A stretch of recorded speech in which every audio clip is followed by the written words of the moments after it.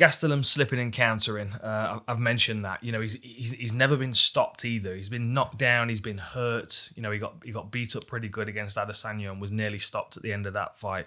However, his toughness is always something that shines through in his fights when it's needed. He doesn't go out there with his face on a platter, ready to get punched in every time.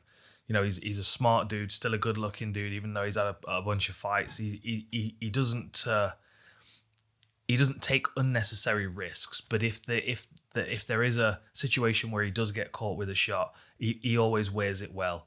And I think that's going to be something he's going to have to keep in mind for Whittaker, because I do think Whittaker, even though he'll be the naturally bigger man in there, I do think he'll have a speed advantage. I think Whittaker is more springy, more plyometric than Gastelum.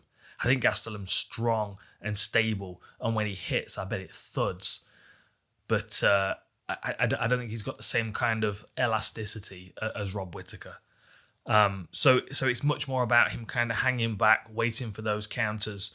The right hook, as I've talked about, is excellent. Slipping back, countering with the straight left is another real strength of his. Something else that he landed in the Ian Heinisch fight was a clean body kick as well. And given the fact that these guys are open stances, so it's southpaw v orthodox, that body kick is there. And unfortunately for Whittaker, you're far more vulnerable on this side of your body due to certain organs that are available for kicking. The liver shot, as Bas Rutten would say. So Gastelum's got a good opportunity to target the liver shot of Whittaker and, hurt him, slow him down. And because Whittaker stands kind of square, it opens up the possibility for Gastelum to throw straight kicks as well as body kicks, like turning kicks. Something else he can consider. And again, Whittaker heavy on the lead leg. So inside low kicks, body kicks, all very valuable for Gastelum.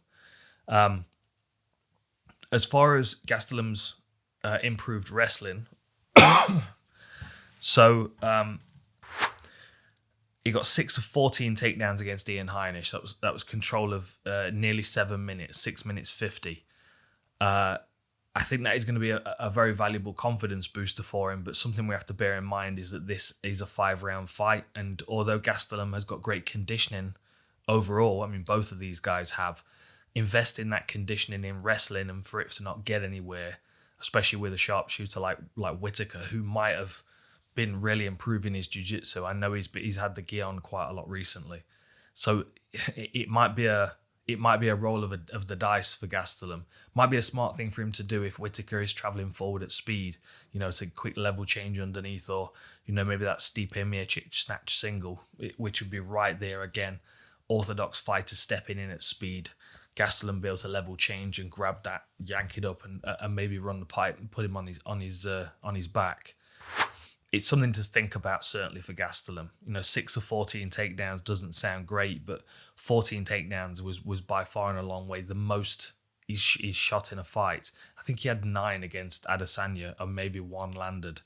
But landing 6 against Heinisch, who's a big, strong, physical individual. Definitely a more natural middleweight. I think it bodes well for him.